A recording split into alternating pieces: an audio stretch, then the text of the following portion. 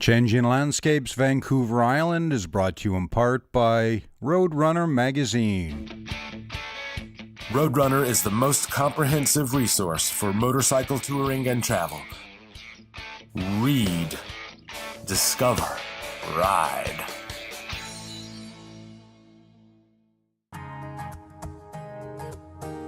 This time on Changing Landscapes, we're heading to Alert Bay on Cormorant Island. It's a magical place and home to the Namgis First Nations. We'll be visiting Alert Bay Culture Shock, the Umista Cultural Centre, home to a beautiful collection of Potlatch masks, and we'll finish off our visit witnessing an incredible traditional potlatch.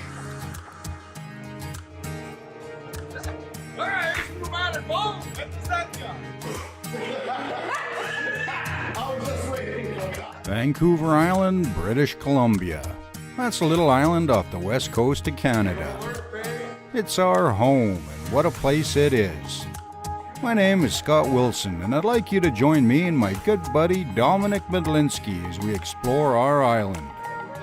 Dominic's a landscape artist, and I like to film, and together we like riding bikes, so we're going to take you for a ride. There'll be stunning scenery, lively locals, a bit of wildlife, and perhaps even a tipple or two. If you haven't checked out Vancouver Island yet, then here's your chance. This is Changing Landscapes Vancouver Island. There you go. And then you want this duck, right? Yeah.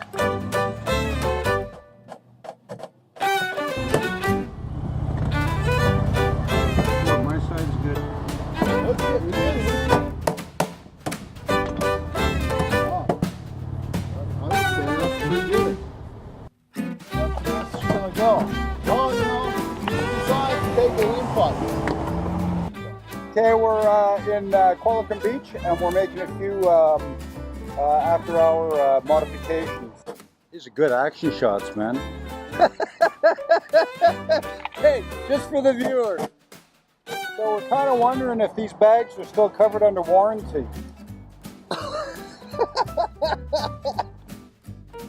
All right, this isn't exactly the start we envisioned. Everything was going awesome. We got up early, we got his funkies, fixed the back tire, went for breakfast, had a coffee, feeling good, and then bam!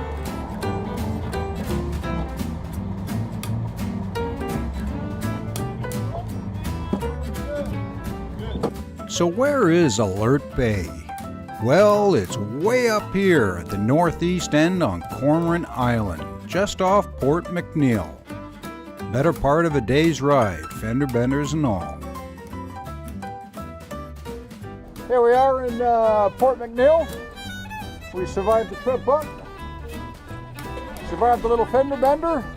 We're going to catch the ferry across to Alert Bay. It had been a long and eventful day, so thankfully Judy, our host, was waiting on the other side to take us to our digs.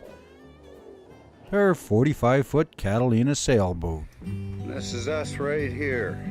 Judy's sailboat, the Paloma, was moored in the Alert Bay Harbor Authority Marina, right in the heart of town. Knock, knock. Hello. How you doing? Permission to come aboard is granted. Well, thank you. You have your cup of coffee? I do.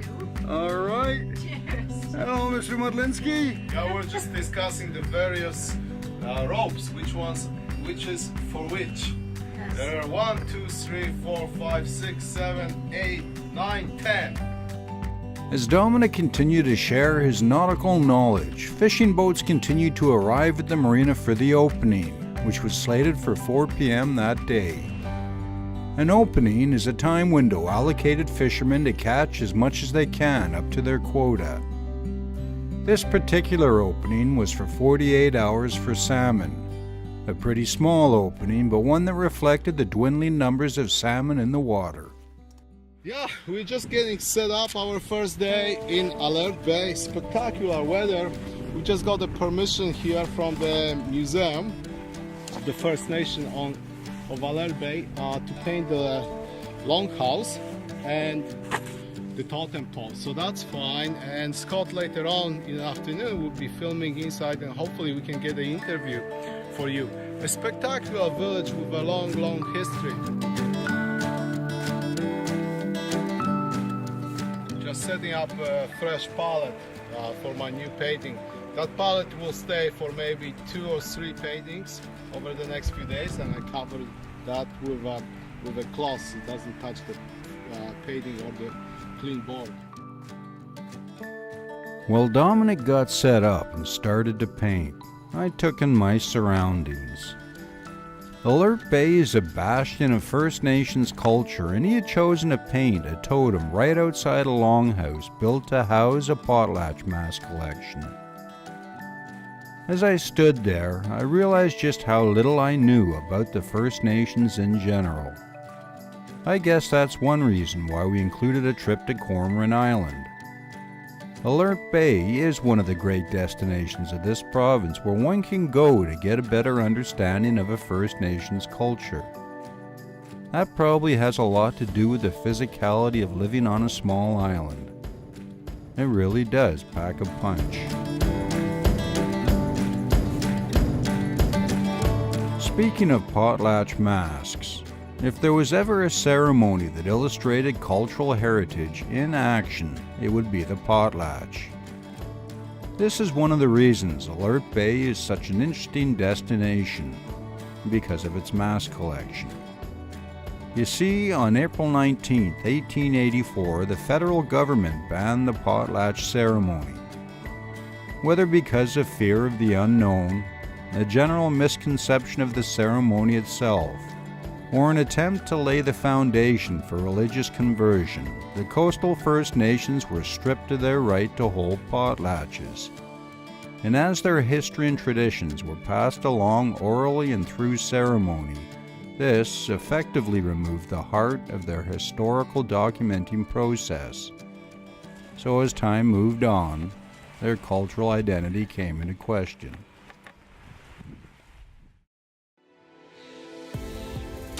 All paintings created during the filming of this series are available for purchase on Dominic's website at www.paintingjourneys.com. Take a landscape artist from Canada, Dominic Medlinski. Then take his buddy, Scott Wilson, a travel writer who never shuts up. Put them on motorcycles, send them to Bolivia, and what do you get? Well, you get one heck of an adventure.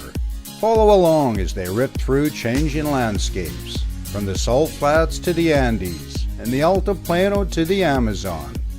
This is Changing Landscapes Bolivia.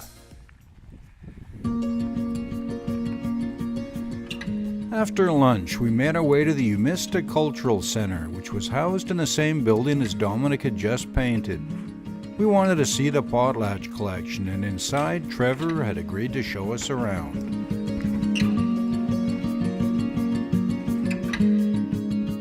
Okay, Trevor's going to be our tour guide today. He's going to give us a good show around. Starting where, Trevor? Let's go down the gallery. The museum was purpose-built, and because of the permanent mask collection it housed, it was decided to build a museum in the form of a traditional longhouse. That way, everything was in context. First question I would like to know is, what is the meaning of the word potlatch?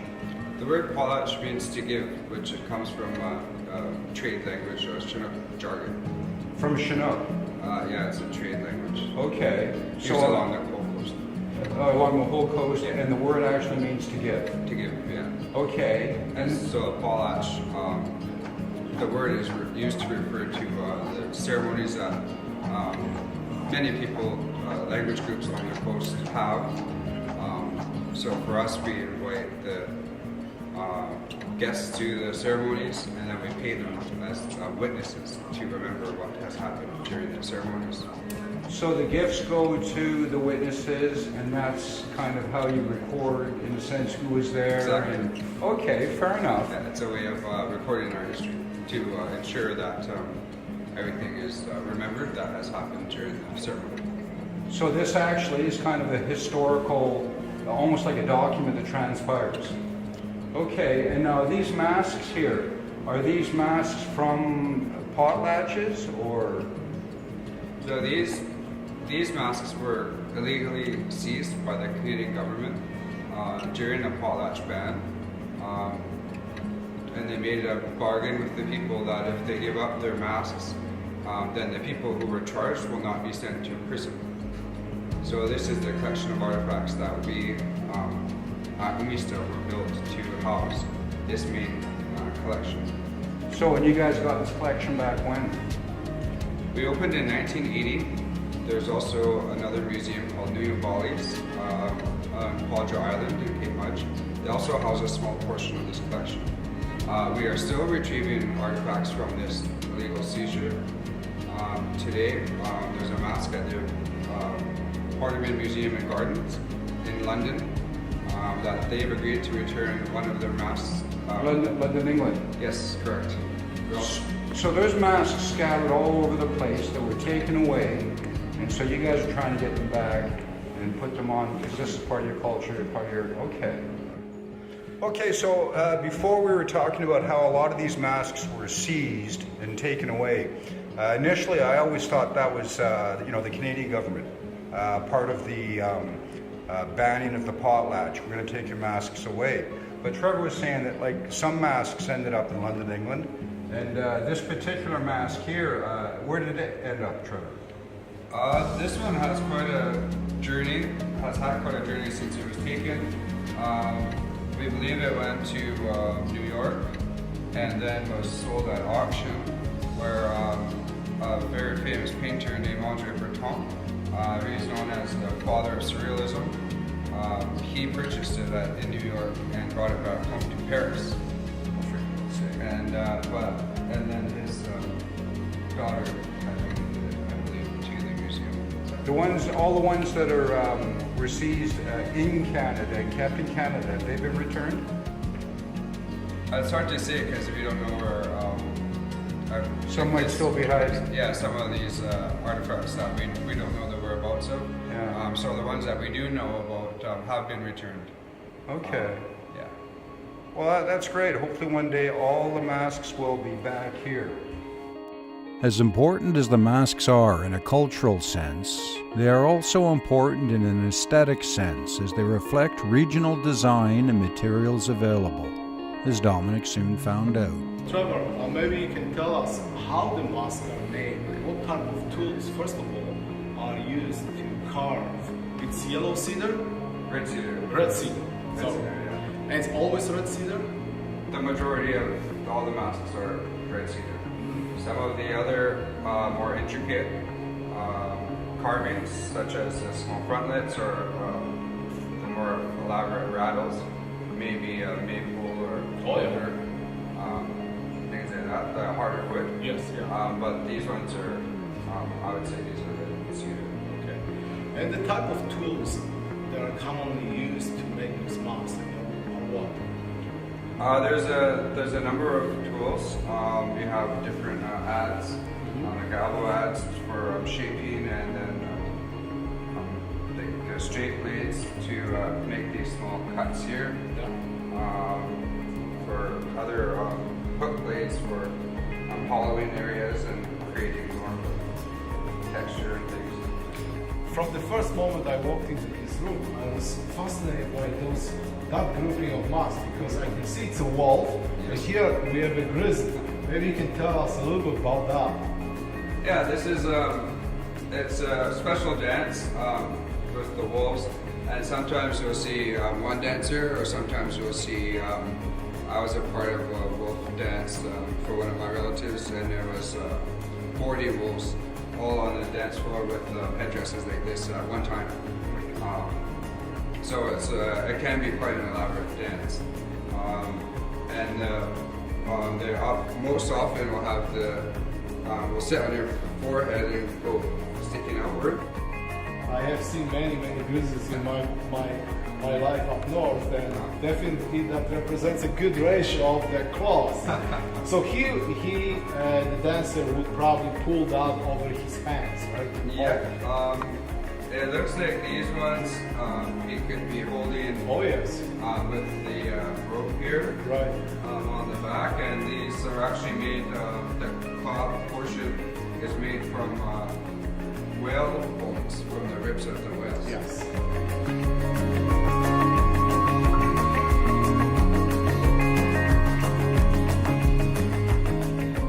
Okay, so Trevor, thank you very much. This is an absolutely awesome experience. Trevor's been a wealth of information, and just from a cultural standpoint, coming to Alert Bay, to come in here, spend time, to see these masks, the structure of the longhouse, it's an experience not to be missed. What do you think, Dominic? Well, thank you. I also want to thank you. And you know, I really learned something unique today. You know, I have seen obviously a lot of artifacts before in different museums around British Columbia and Canada, but here you have such an exceptional high level of craftsmanship. And some of the things that I had no idea, you know, existed or how they function. So definitely it was a really good learning experience, and hopefully for our viewers. So thanks again. Thank you for coming. So that's from the Nomadic Bull. And the Zenka. Trevor. Umista. Bye.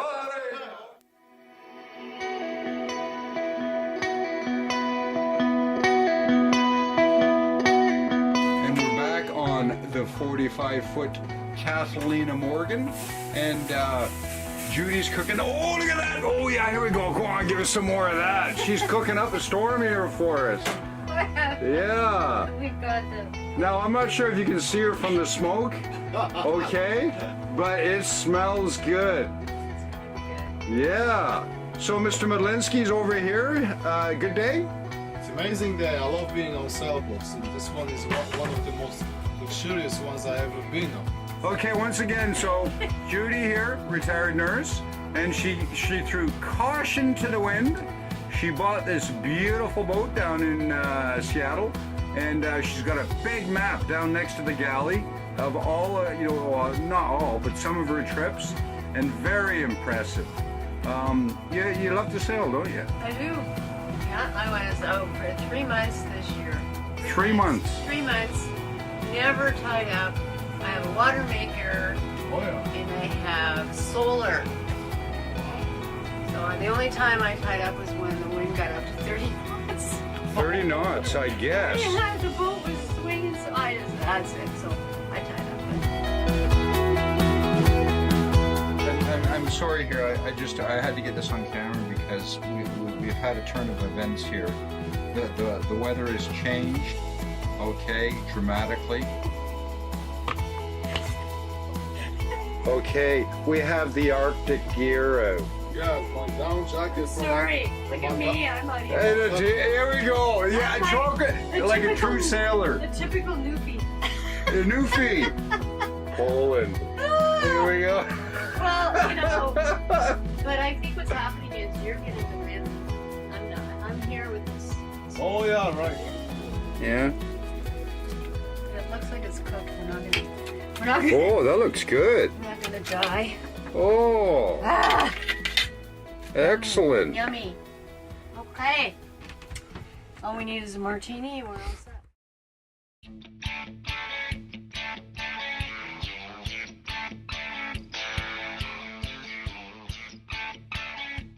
Expertly planned tours complete with maps, GPS files, and area information. Roadrunner is the most comprehensive resource for motorcycle touring and travel. Read, discover, ride.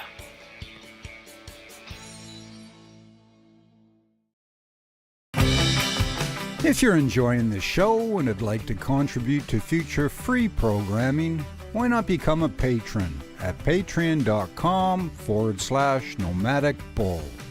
Thanks for watching.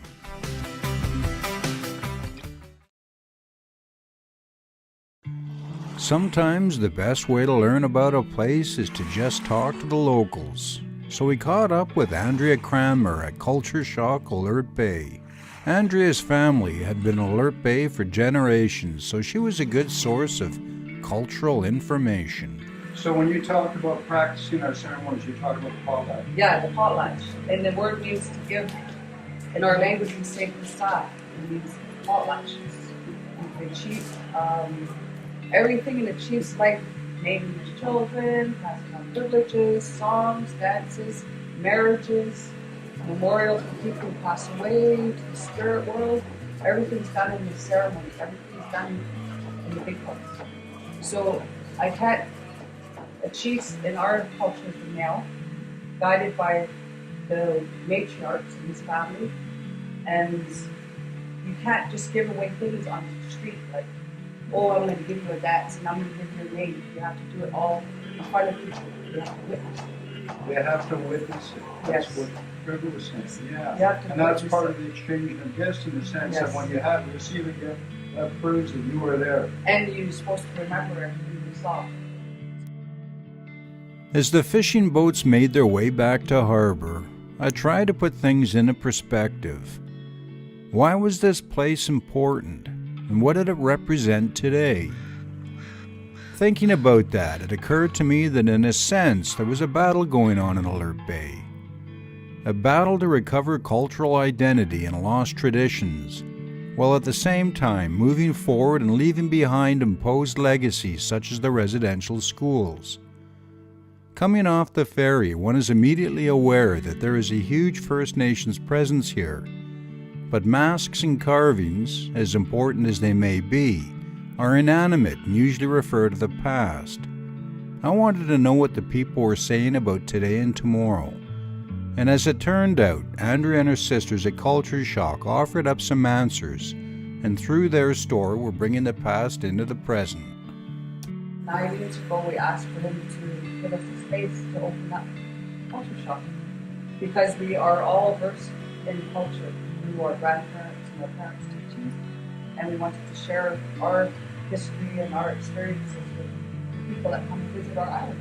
So the point of this event is to share your culture. Yeah, and yeah, So like Dawn outside is doing the basket weaving. yes, Okay, your other sister Barb, she's a documentary filmmaker. yes. And yourself, you're I running- teach a lot of the culture on the island. So we Okay. have a cultural group that dances in the summer, that shares our history and shares how we bridge our traditional ways with modern living. Yeah.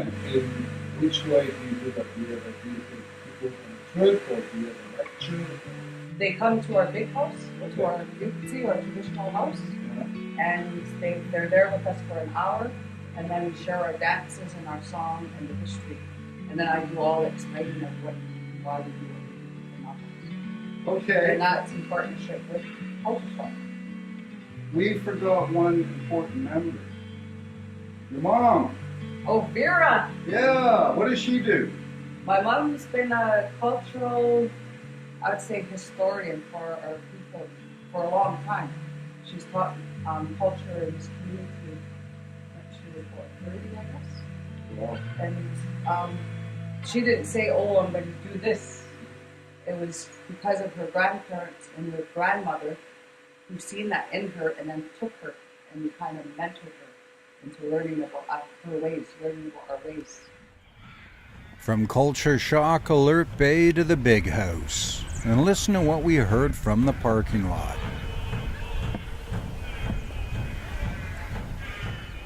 We'd listened to stories of the big house, been in a replica of a big house, but now it was time for the real thing.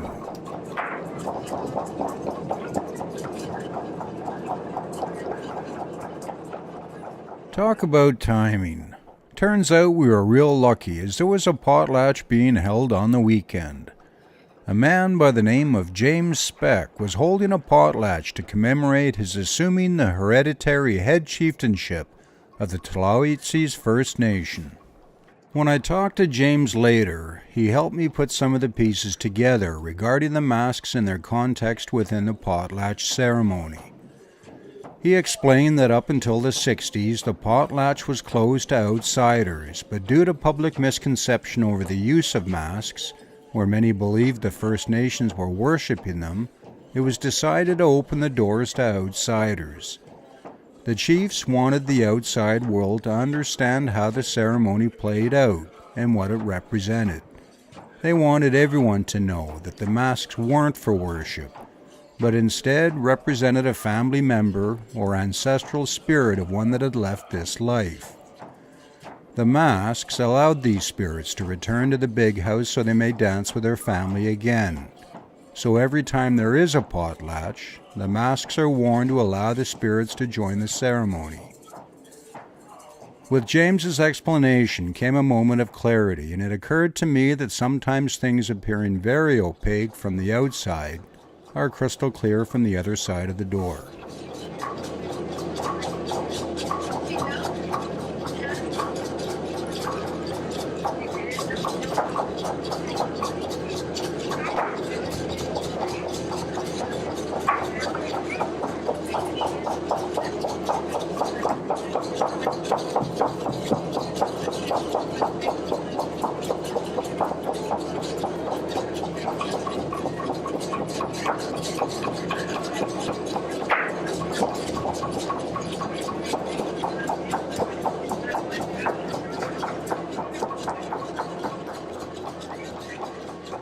We boarded the ferry. The sun was shining. It had been a very entertaining couple of days in Alert Bay. What an experience it had been. Judy, Andrea, Trevor, James, the masks, and the potlatch. There was so much to take in so little time. Did we get all the answers we were looking for? Nope. But we'd made some serious headway. So what now? Well, it was time to head south.